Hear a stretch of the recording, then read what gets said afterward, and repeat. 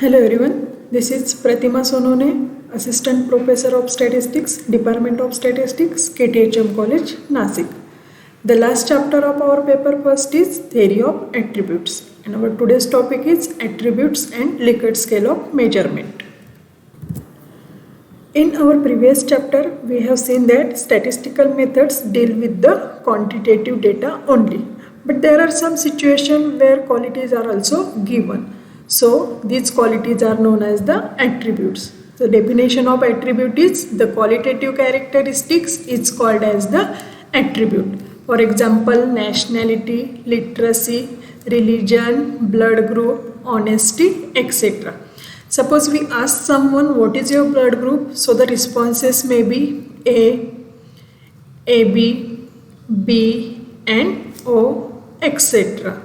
So these are the qualities. These qualities are known as the attributes. The classification of attributes can be done in two ways.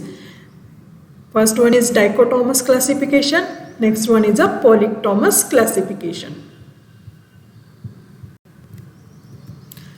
Dichotomous classification is also known as dichotomy, and its definition is when we classify the observation by making two groups, the classification is called as dichotomy or dichotomous classification.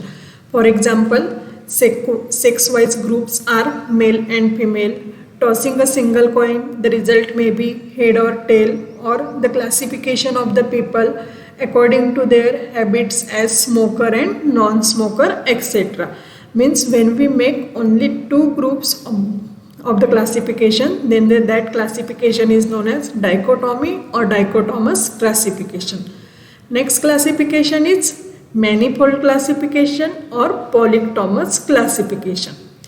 If we classify the observation into more than two groups, then the classification is called as manifold classification or polytomous classification. For example, religion-wise classification or blood group, the responses or blood group may be A, B, AB and O. Or suppose religion-wise classification, the religion may be Hindu, Muslim, Sikh, etc. Means we divide the observation into more than two groups. Or performance wise classification of player like excellent, good, average, bad, worst, etc. Means we classify that group into more than two or many groups. So this type of classification is called as manifold classification or polytomous classification. So attributes can be divided into two classification, dichotomous classification or polytomous classification. Manifold classification means having more than two responses. So to study these manifold responses, we use Likert scale of measurement. So Likert scale of measurement was introduced by the American social scientist Francis Likert in 1932. As a principle of measuring the order response or rating of agreement or disagreement. Since there are so many kinds of survey questions or questions where we need to measure sentiments about something specific, and if we want to deeper a level of detail in our responses, at that time we need to use Likert scale of measurement. So the Likert scale of measurement have advantage that they do not expect a simple yes/no type of answer from the responses, but rather allow for degree or opinion and even no opinion at all. So the Likert scale is the question having polytomous responses are classified using Likert scale. For example, how frequently the atmospheric conditions are favorable. The responses are, if we divide the responses on 3-point scale, the responses may be never, occasionally or always. If we divide it at 5-point scale, the responses may be never, rarely, occasionally, often and always. So these responses are known as Likert scale. Another example is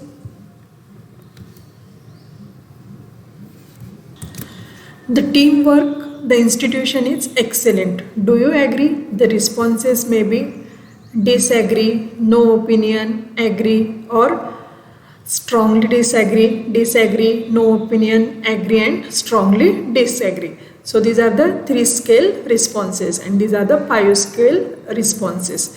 Another example is how is the taste of the ice cream? The responses are on 7-point scale, maybe worst, poor, below average, fair, above average, good, and excellent. So these responses are known as Likert scale. The statistical methods for analysis of quantitative variables which we studied in previous chapters cannot be used for the attributes. Therefore, it becomes essential to develop the notation for attribute. So, the presence of attributes are denoted by the capital letter A, B, C, and etc. And the absence of corresponding attributes are denoted by the Greek letter alpha, beta, gamma, etc. For example, suppose if we denote A by the male, then alpha is the absence of that observation. So alpha is denoted by female. Or if A is passed in statistics,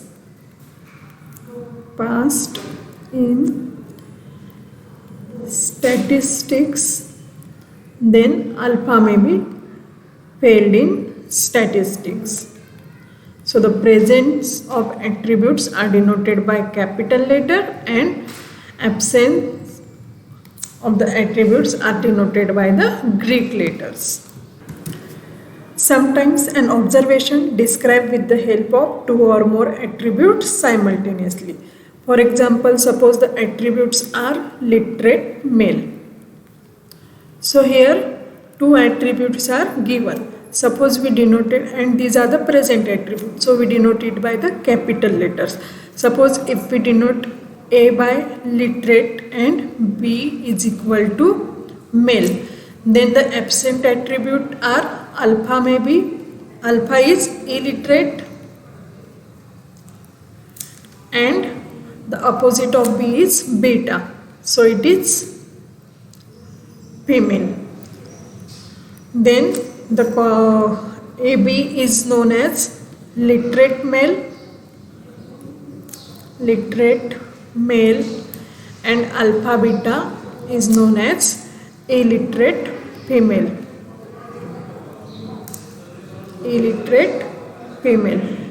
We can make combination of these. Means suppose we write A beta, then as we know A is literate and beta is female.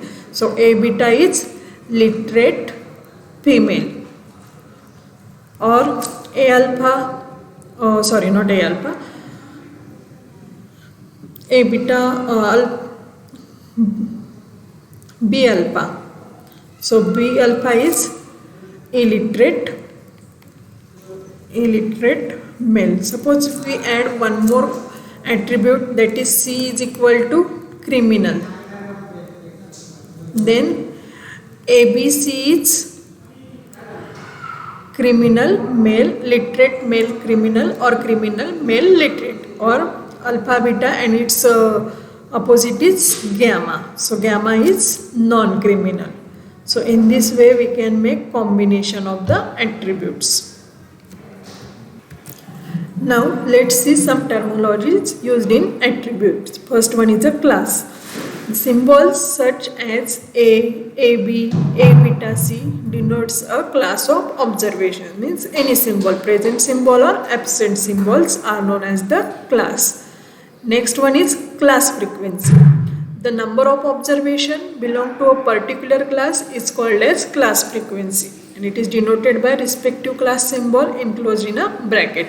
So this A denotes the frequency of class A, and it is always written in like this, always in the bracket. A is a frequency of class A. Similarly, this A beta denotes the frequency of class A beta. Next one is positive attributes.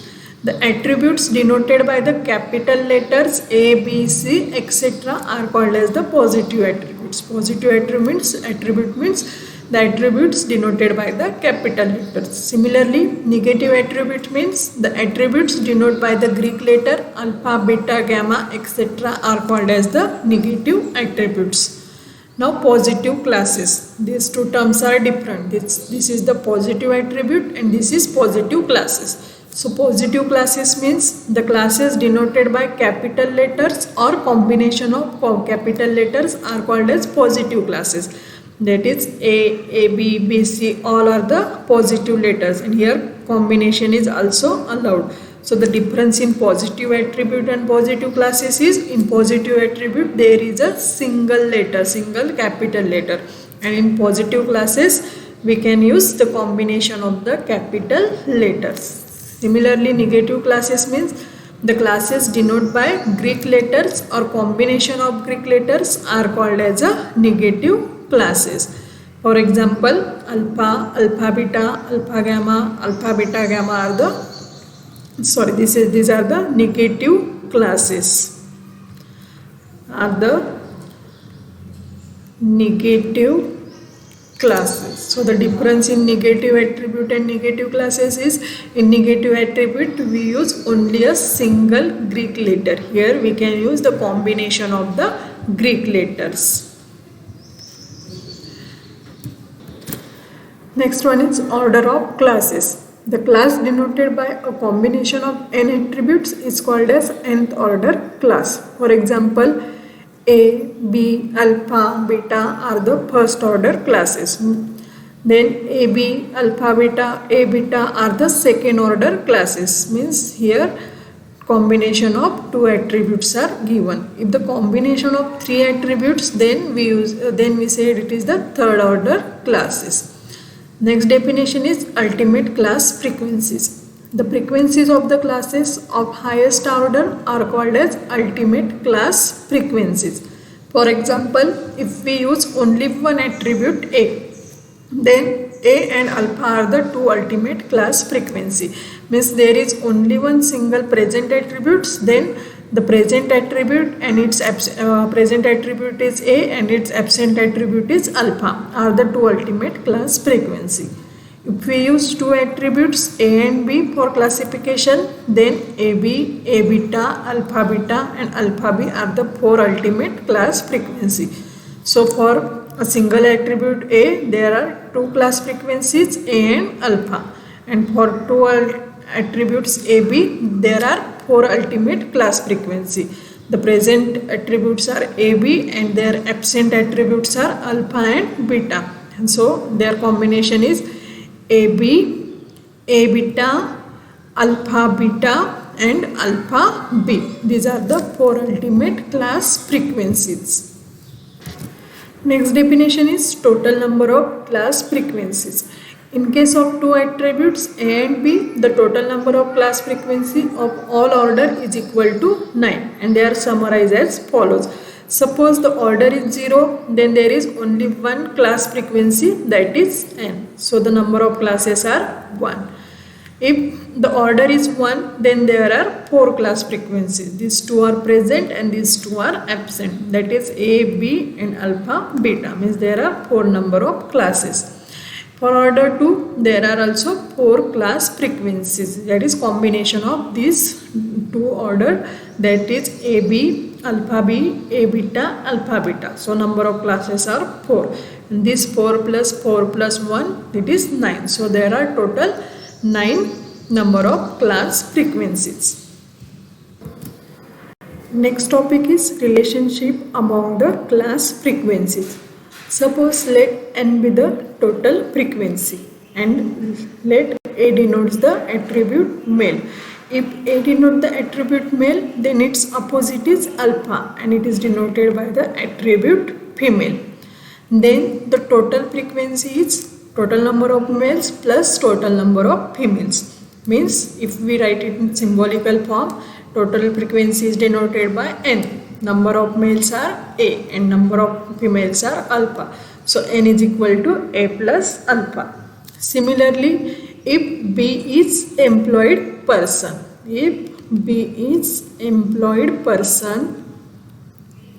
then its opposite is beta. and it is unemployed person. Unemployed person. So again the total frequency is number of employed person plus number of unemployed person. That is n is equal to this b denoted by number of employed person and this beta denoted by number of unemployed person. So n is equal to b plus beta. Suppose if we want to know total number of males, then it may be number of employed males plus number of unemployed males, and in symbolical form males are denoted by A. So total number of males A is equal to number of employed males. Again males are denoted by A and employed are denoted by B. So it is AB plus number of unemployed males. Means again males are denoted by A and unemployed denoted by beta. So it is A into beta. So this number of males is equal to number of employed males in plus number of unemployed males.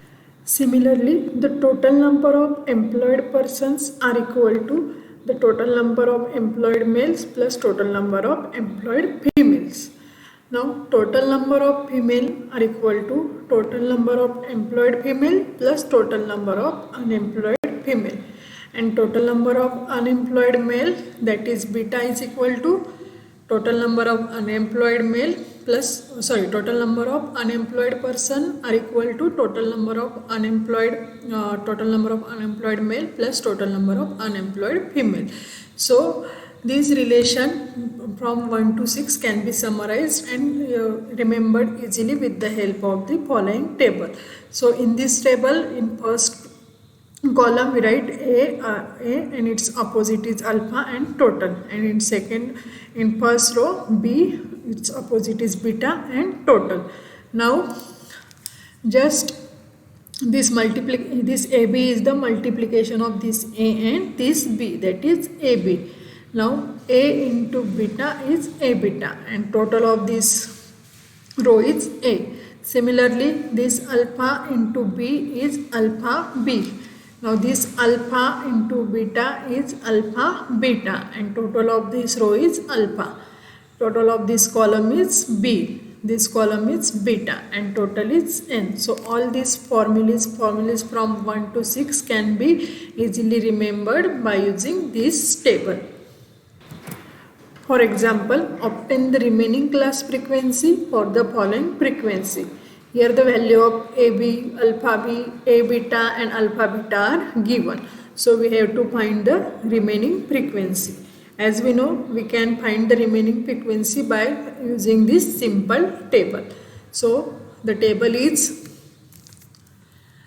A, alpha and total. And next one is B, beta and total. So we'll just write the given values. So the given first value is AB is 50.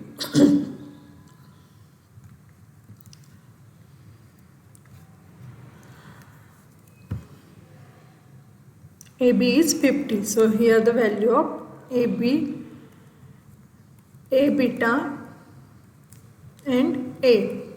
Here alpha B, alpha beta and here alpha. Similarly here B and here beta and here N. So now we just substitute the given values. A, alpha, total, B, beta and total. So the value of AB is given, that is 50. Now the second value given second value is alpha B is 15. Alpha B means this value, it is a 15. Next one is A beta 25 and alpha beta 14. A beta 25 and alpha beta 14. Now we have to calculate this value, means A, alpha, B, beta and N.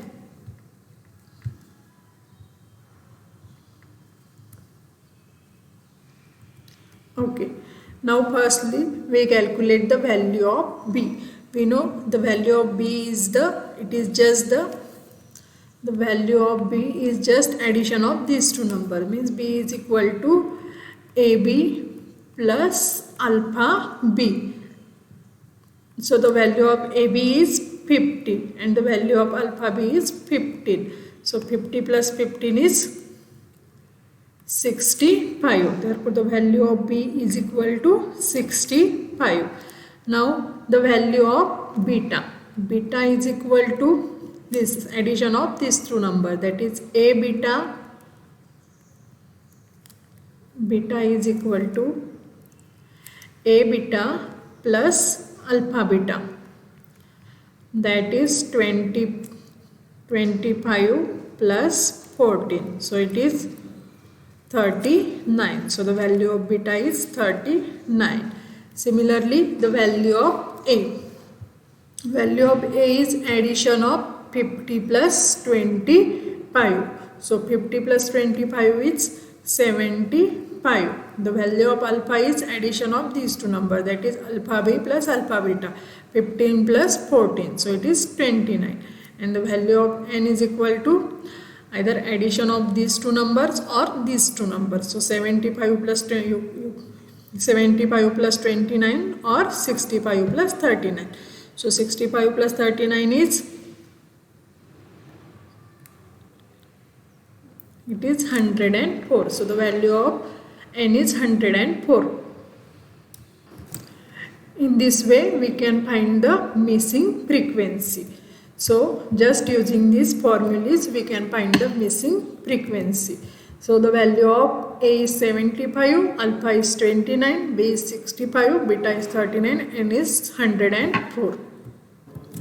So in today's lecture we saw what is attributes and notation of the attributes. Then we saw some terminology used for the attributes. Then we saw how to calculate missing frequency if some frequencies are given. In next lecture we will continue with our next topic. Thank you.